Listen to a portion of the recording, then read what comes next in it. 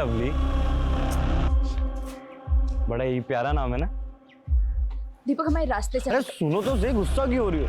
कसम से गुस्से में ना तुम और भी लवली लगती हो। भाई अभी जी इसलिए नाराज हैं क्योंकि पूनम पे तो हमने पूरी दीवार लिख दी, इनके लिए हमने कुछ लिखा नहीं, इसीलिए बस। हटो यहाँ से तुम लोग। दीवार क्या, पूरा कमरा लिखना पड़ेगा इस लवली के लिए।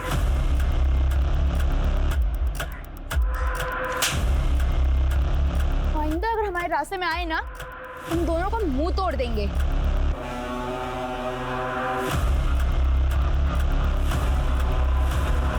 सर, बॉयज़ टॉयलेट वाले इंसिडेंट के बाद लवली ने शुभांकर को सस्पेंड करवा दिया था, लेकिन जब दीपक और सुनील के साथ झगड़े की खबर मैनेजमेंट वालों को पता चली तो लवली को भी 1 हफ्ते के लिए सस्पेंड कर दिया।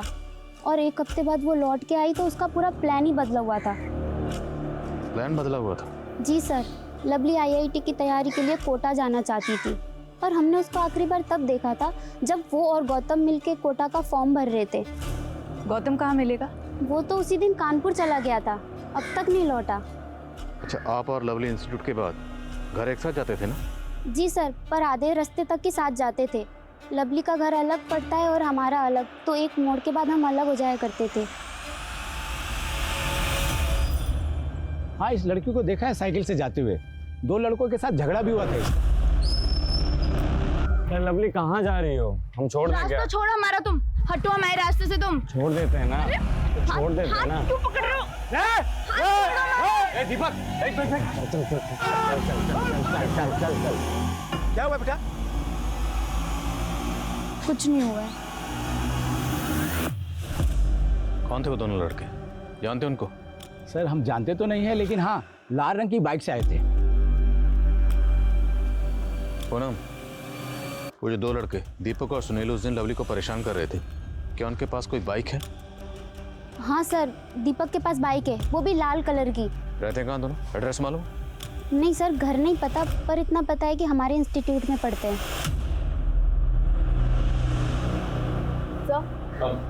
सर, दीपक और सुनील के एड्रेस इंस्टीट्यूट से मिल गए हैं, जल्द ही दोनों गिरफ्त में होंगे। हमें सर, उस्मान खबरी ने एक काम की न्यूज़ दी। लवली को जिस बिल्डिंग से फेंका गया था वो बिल्डिंग सम्राट सिंह की है। सम्राट सिंह? लवली के गांव का एक बड़ा साहूकार है। लवली के पिता वृंदावन ने उससे काफ़ी कर्जा ले रखा था जो कि वो चुका नहीं पा रहा था।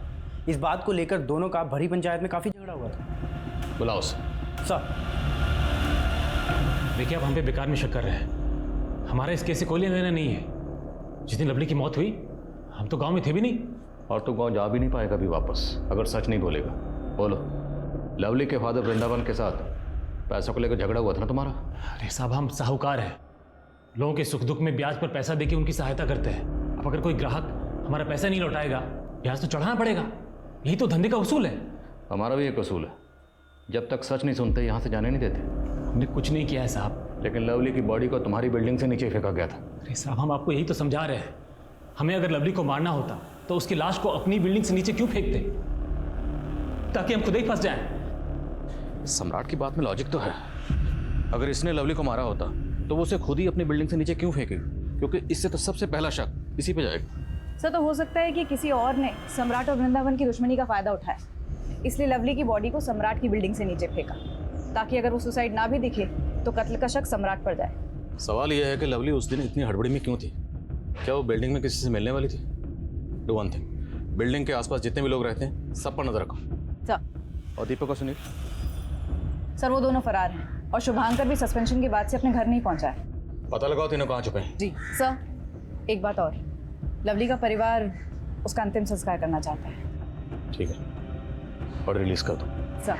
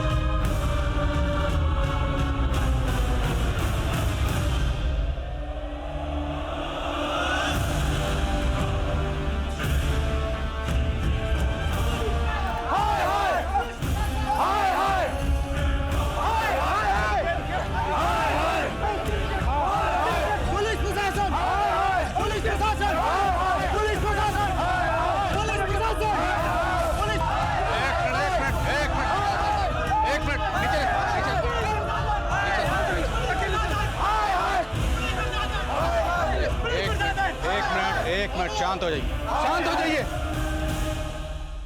बात क्या है? अब ये ढोंग बंद कीजिए इंस्पेक्टर साहब। पहले आप लोगों ने कहा कि हमारी बेटी ने आत्महत्या की और आप लोगों ने हमसे ये बात भी छुपाई कि उसका बलात्कार हुआ था। ये आप क्या कह रहे हैं? हम सही कह रहे हैं। हमने अपने आंखों से देखा इसके शरीर पे जख्म के निशान। देखिए, जरूर आप लोगों से कोई गलतफहमी हुई। कोई गलतफहमी नहीं हुई है, हमसे गलती हुई जो हमने सोच लिया कि आप इस वक्त जांच करेंगे। आप पे भरोसा कर लिया, हमसे गलती हुई है। देखिए, शांत हो जाइए, शांत हो जाइए। मैं वादा करता हूँ, अगर जरूरत पड़ी तो हम फिर से पोस्टमार्टम करवाएंगे। अरे हमारी बेटी के शरीर के साथ और कितना खिलवाड़ करोगे आप लोग? कितनी बार चिरबाड़ करोगे हमारी बेटी के शरीर के साथ? पुलिस प्रशासन! पुलिस प्रशासन! पुलिस प्रशासन! पुलिस इन्वेस्टिगेशन एक मजाक बनकर रह गया था। पहली इन्वेस्टिगेशन रिपोर्ट में यह आया था कि लवली ने आत्महत्या की थी। विसरा रिपोर्ट ने यह दावा किया कि पहले लवली को मारा गया, फिर बिल्डिंग से फेंका गया। और अब पता लग रहा था कि लवली के प्राइवेट बॉडी पार्ट्स पे जख्मों के निशान थे। उसका रेप हुआ था और ये बात किसी रिपोर्ट से नहीं बल्कि लवली के परिवार से पता लगी उसके अंतिम संस्कार के ठीक पहले। लोकल पुलिस और क्राइम ब्रांच की मंशा और क्षमता दोनों पे उंगलियां उठ रही थीं। प्रशासन ने लोगों के आक्रोश से बचने के लिए बॉडी को तीसरी बार पोस्टमार्टम के लिए भेजा और जब रिपोर्ट सामने आई लोगों के होश उड़ गए। लवली का गैंगरेप हुआ था। आखिर इतनी बड़ी चूक हो कैसे सकती? These are the professionals जिनको पोस्टमार्टम जैसे सीरियस जॉब का जिम्मा दिया गया। सर, मैंने पोस्टमार्टम रिपोर्ट दोबारा पढ़ी। पहले लवली के साथ गैंगरेप हुआ और फिर गला घोटकर उसको मार दिया गया।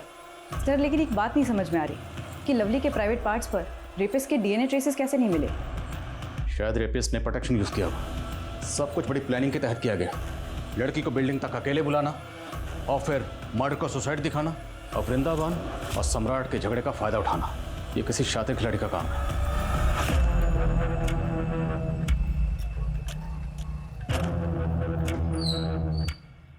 शुभंकर, हेलमेट पहन ले, पुलिस ढूंढ रही है हम लोगों को। जल्दी बैठ। क्या लवली पिछले 13 साल से अपने मौसा मासी के साथ रह रही थी? जी सर, अभी अभी उस्मान ने एक खबर दी। दरअसल लवली के पैदा होने के कुछ समय बाद ही लवली की मां सुंदरी ने लवली को अपनी बड़ी बहन रमा को सौंप दिया था, क्योंकि रमा की कोई औलाद नहीं थी। लेकिन 2 साल पहले वो लोग लवली को उसके माँ बाप के पास वापस छोड़ गए। 2 साल पहले ऐसा क्या हुआ था कि लवली अपनी जन्म देने वाली माँ के पास वापस आ गई? सर, ये तो अब तक पता नहीं चला। तो कहीं इस केस के तार 2 साल पहले हुए इस हादसे तो नहीं जुड़े हुए? लवली की मौसी रमा से मिलना पड़ेगा।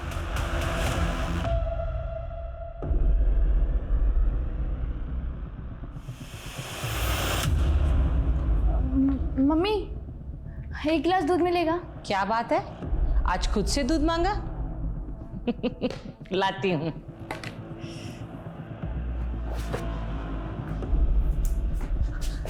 यहाँ क्या कर रहे हो? ये तुम्हारे लिए, पकड़ो, इसे पढ़ना जरूर, ठीक है?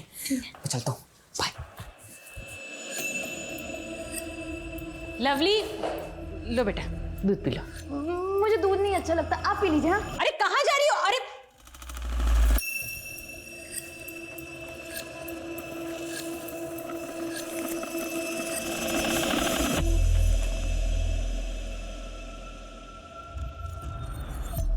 हम शादी कब करेंगे?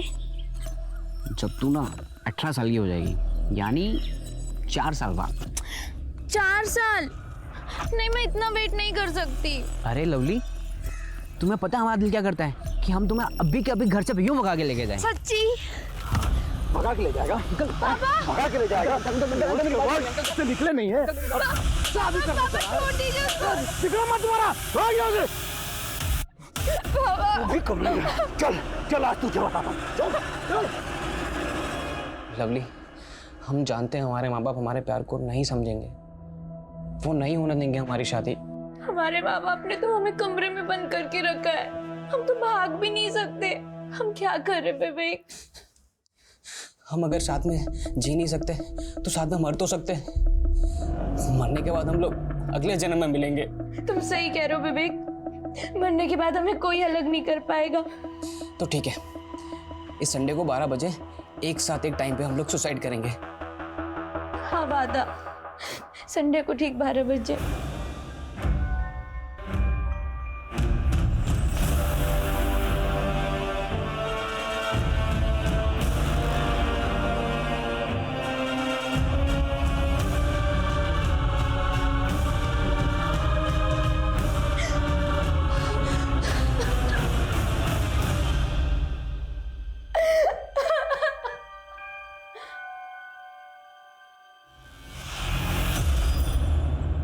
विवेक को बचाना होगा।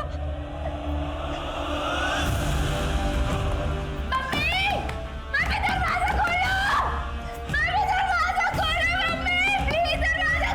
मम्मी, लवली, लवली कहाँ जा रहा है? लवली, लवली,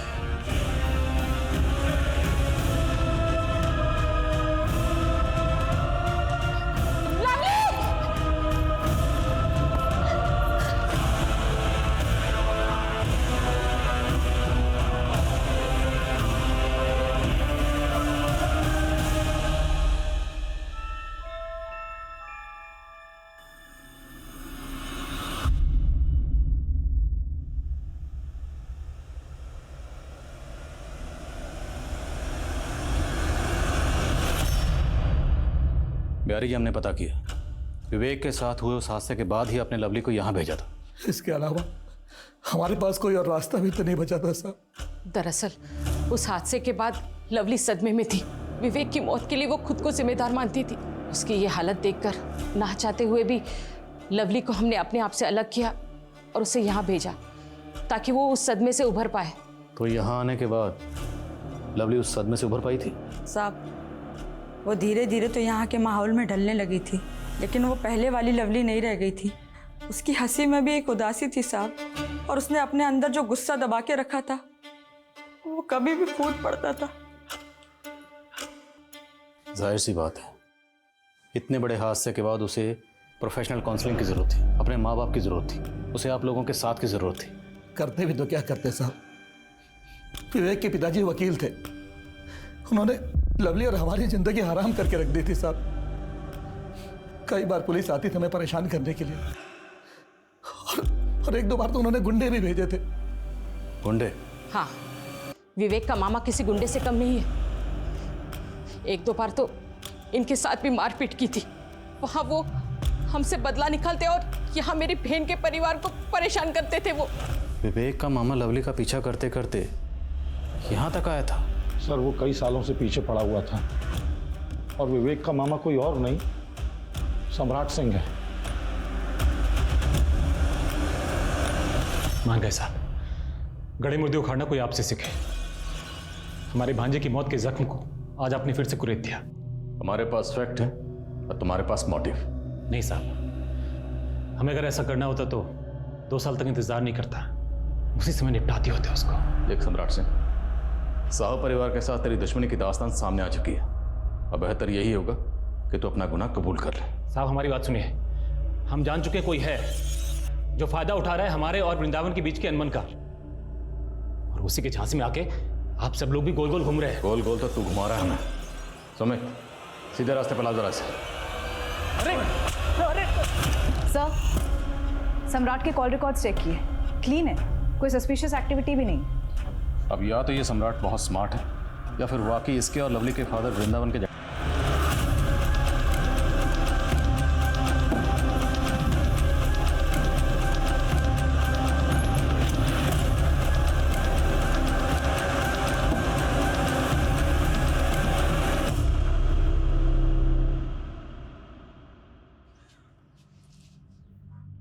सुंदरी, लो कुछ खा लो। कब तक अपने आप को सजा देती रहोगी? नहीं दीदी, सजा तो उसको मिली है, ऐसी घिनौनी मौत। हम सब उसके गुनाहगार हैं दीदी। ऐसे क्यों बोल रही हो? इसमें तुम्हारी कोई गलती नहीं है। गलती तो उसकी भी नहीं थी दीदी, फिर भी हमने उसको सजा दी, उसको हमने आपसे अलग कर दिया दीदी। कभी उसको अपने पास प्यार से बैठाकर समझाया तक नहीं। लवली, इतनी देर क्यों हो गई आने में बेटा? पढ़ाई कर रहे थे इसलिए देर हो गई आने में। और आप हमारी इतनी फिक्र क्यों करती हैं? जब तुम माँ बनोगी ना, तब तुम्हें समझ में आएगा कि हम तुम्हारी इतनी फिक्र क्यों करते हैं। अगर आपको इतनी फिक्र होती ना हमारी, तो 11 महीने की उम्र में अपने आप से दूर नहीं करती आप हमें। और हाँ, माँ सिर्फ एक होती है, और हमारी माँ आपकी बहन है, आप नहीं है। रिको तुझसे लेते वक्त ये वादा किया था कि उसे दो दो माओं का प्यार मिलेगा, लेकिन देख हम में से कोई भी उसकी माँ नहीं बन पाए। सर लवली के कोचिंग इंस्टीट्यूट की फ्रेंड पूनम आपसे मिलने आई। बोला फोकस। सर मुझे आप लोगों को एक बात बतानी थी, पर मेरा नाम नहीं आना चाहिए। बोलो, आपका नाम सामने नहीं आएगा। सर वो हमारे इंस्टीट्यूट के physics teacher Arvind Gupta sir, वो आए दिन लवली को ह्यूमिलेट करते रहते थे। साफ नज़र आता है कि उन्हें लवली से प्रॉब्लम है। तो आपने कभी लवली से पूछा नहीं था वो ये सब क्यों टॉलरेट कर रही थी? पूछा था सर, तब उसने बताया कि वो उसके पुराने शहर में टीचर थे और वो उनसे प्राइवेट ट्यूशन लेती थी। पर एक दिन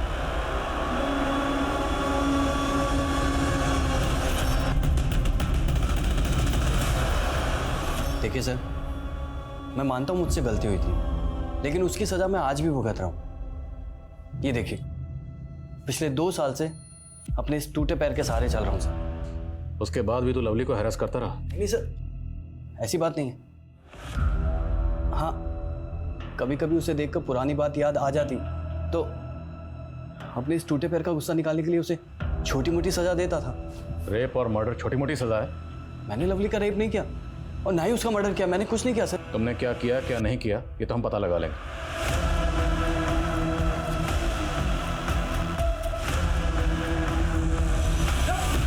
अरे कौन हो आप लोग? यार मैंने कुछ नहीं किया मैडम। सर नहीं सर, मत मारिएगा। हम कसम खाकर कहते हैं कि हमने कुछ भी नहीं किया। हमारी बस इतनी सी गलती थी कि हम गलत वक्त पर गलत जगह थे। लेकिन अब तो सही वक्त और सही जगह पर है। सच बोल। लवली ने जो हम पर इल्जाम लगाया था वो गलत था, और पूनम के बारे में भी हमने कुछ भी नहीं लिखा था दीवार पर। हम तो बस अपनी फोटो खींचने की लालच नहीं रोक पाए। लेकिन सर तभी लवली वहाँ आ गई और उसने हमें सस्पेंड करवा दिया। इसलिए तूने उसको मार दिया? नहीं सर, लवली तो शेरनी थी। हम तो उसके पास से गुजरने में भी डरते थे। हम क्या उसे मारेंगे? तो इतने दिनों से छुपा हुआ क्यों था? सर अपने पापा के डर से।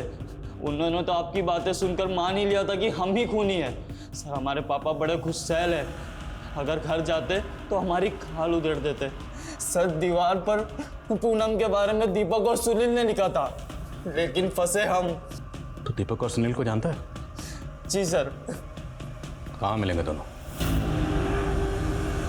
सर मैं प्लीज मत मारो सर। हम मानते हैं कि हमने पूनम के बारे में दीवार में बहुत गंदा गंदा लिखा था और लवली को भी छेड़ा था हमने, पर सर हमने उसको खून नहीं किया सर। हाँ साहब, हमने लवली को नहीं मारा है। मुर्गा बनाओ इन्हें, और इन दोनों विद्यार्थियों को तब तक मुर्गा बनाकर रखो जब तक इस सच का अंडा ना। पुलिस के पास संदिग्ध कई थे, उन सबके पास मोटिव भी था मर्डर का, लेकिन किसी के भी खिलाफ कोई ठोस सबूत नहीं था। वक्त गुजरा जा रहा था, लेकिन लवली का केस वहीं के वहीं रुका पड़ा था। और सबसे शर्मनाक बात यह थी कि एक मासूम लड़की के साथ गैंग रेप हुआ था, पर उसके गुनहगार कहीं आजाद घूम रहे थे। लेकिन कहते हैं ना, ऊपर वाले के घर में देर है अंधेर नहीं। एक ऐसा क्लू पुलिस के हाथ लगा जिसने इन्वेस्टिगेशन का रुख ही बदल दिया। बहुत महंगा दाम लगा रहे हैं, लूट रहे हैं क्या? अरे नहीं भाभी जी, इतने सालों से हम दुकान कर रहे हैं, सबको लूटने बैठूंगा तो कैसे दुकानदारी होगी मेरी? मतलब काफी पुराने हैं आप यहाँ पे? हाँ, 15 साल पुरानी दुकान है हमारी। लगता है आप यहाँ नए आए हैं? हाँ भैया, हम कुछ दिन पहले ही आए हैं। लेकिन सुना है यहाँ किसी लड़की का मर्डर हो गया, कुछ पता चला उसके बारे में? कौन किया है वो मर्डर? हाँ भाभी, अब सही सुने हो, लेकिन पुलिस पूछताछ कर रही है। अब वैसे भी लड़कियाँ लड़कों के साथ गुलछर्रे उड़ाएंगी, यही सब कुछ होगा ना? गुलछर्रे उड़ाएंगी मतलब कुछ समझे नहीं हम। माफ़ करना, मरे हुए लोगों के बारे में कुछ बुरा नहीं बोलना चाहिए, लेकिन मैंने उड़ती उड़ती एक खबर सुनी है कि उस लड़की लवली का किसी लड़के के साथ चक्कर चल रहा था। कौन था वो लड़का? अब इतना तो नहीं हमको पता। वेरी गुड रेनू, गांव के और लोगों से बात करो और कोशिश करो कि कोई पुख्ता नाम हमारे हाथ लगे। जी सर।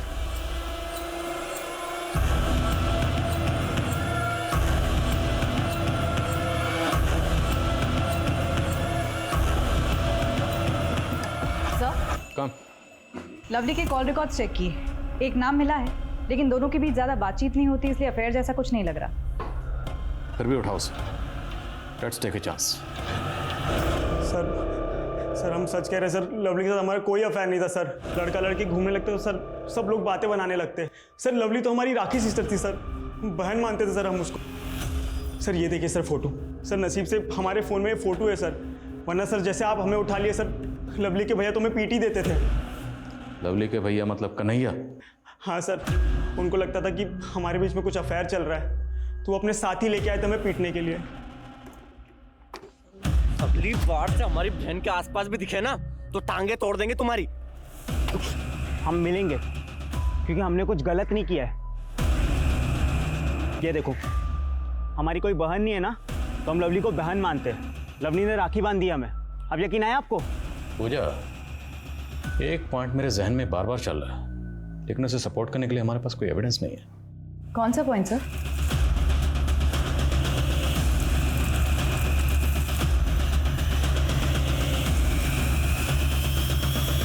क्यों किया?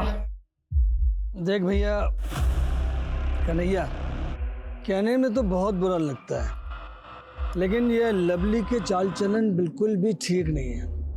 वहां पर विवेक, अब यहाँ पर गौतम। विवेक तो मर गया, मुझे लगता है अब गौतम के मरने की बारी है। तू डरता है किसी से? डरते नहीं है ताऊ, लेकिन बहन है वो हमारी। अबे तेरी माँ और तेरी मौसा की नाजायज औलाद है वो। क्या बक रहे हो ताऊ ये? तभी तो उसके पैदा होते तेरे बाप ने तेरी मौसी को सौंप दिया था उसे।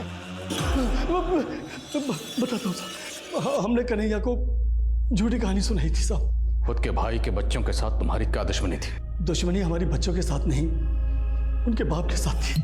उसने चालाकी से हमारी एक उपजाऊ जमीन का टुकड़ा हमसे हथिया लिया साहब। इसलिए मैंने सोचा कि घर के चिराग से घर को आग लगा देता हूँ। इसलिए हमने कन्हैया के अंदर लवली के खिलाफ जहर भरना शुरू कर दिया साहब। तेरी बेटी जैसी भतीजी, उसके साथ ये घिनौनी हरकत क्यों की? क्या चल रहा है सब? हाँ जी। उठा। नहीं आएगा, फिर इंसाफ का क्या मतलब? इंसाफ भी एक भ्रम है, लेकिन ये भ्रम बना रहना चाहिए, क्योंकि इंसाफ उन्हें सुकून देता है जो पीछे रह गए। लवली के साथ जो हुआ उसने न सिर्फ इंसानियत पर बल्कि उस रिश्ते पर भी धब्बा लगा दिया जिसे हम पवित्र मानते हैं। कन्हैया ने भाई बहन के रिश्ते को दागदार कर दिया। नफरत स्लो पॉइजन की तरह होता है। जब एक इंसान अपनी आंखों में गुस्सा और दिल में गुबार लेके चलता है तो नतीजा सिवाय तबाही के कुछ नहीं होता। सुदामा को अपने भाई वृंदावन से नाराजगी थी जो नफरत में बदल गई। फिर उसने शतरंज की बिसात बिछाई और वृंदावन के बेटे को ही मोहरा बना दिया। लेकिन इसमें लवली का क्या दोष था? उसे किस गुनाह की सजा मिली? सदियों से यही होता आया है। लड़ाई किसी की भी हो, नफरत किसी की भी हो, औरत ही हमेशा पिसती आई है। किसी से बदला लेना हो, उसे सबक सिखाना हो, तो अक्सर वार उस शख्स पर नहीं, उसकी बीवी, बेटी, बहन या गर्लफ्रेंड पे किया जाता है। कहते हैं ना कि किसी को अगर चोट पहुंचानी है तो सबसे पहले उसकी सबसे कीमती चीज को ठेस पहुंचाओ। तो ऐसे औरत को चीज समझकर, वजूदहीन समझकर उसे कुचल दिया जाता है। एक मर्द की दूसरे मर्द से लड़ाई, लेकिन सबसे पहले औरत ने गाली खाई, औरत ने जान गंवाई। इस तरह से औरत को वजूदहीन, व्यक्तित्वहीन समझना यही सबसे बड़ी और सबसे गंदी सोच है। तो बात बार बार वहीं आकर रुक जाती है। हर बार मैं यही बात कहती हूँ कि जब तक हम अपनी सोच को नहीं बदलेंगे तब तक औरतों के खिलाफ हो रहे क्राइम्स नहीं रुकेंगे। तो चलिए, मैं दिव्यांका त्रिपाठी दहिया इसी नोट पे आपसे लेती हूँ विदा। फिर मिलूंगी एक और सच्ची, हैरत अंगेज करने वाली कहानी के साथ। देखते रहिए क्राइम पेट्रोल, सतर्क, विमेन अगेंस्ट क्राइम। एक औरत पर वार, अब हर औरत का भार। जय हिंद।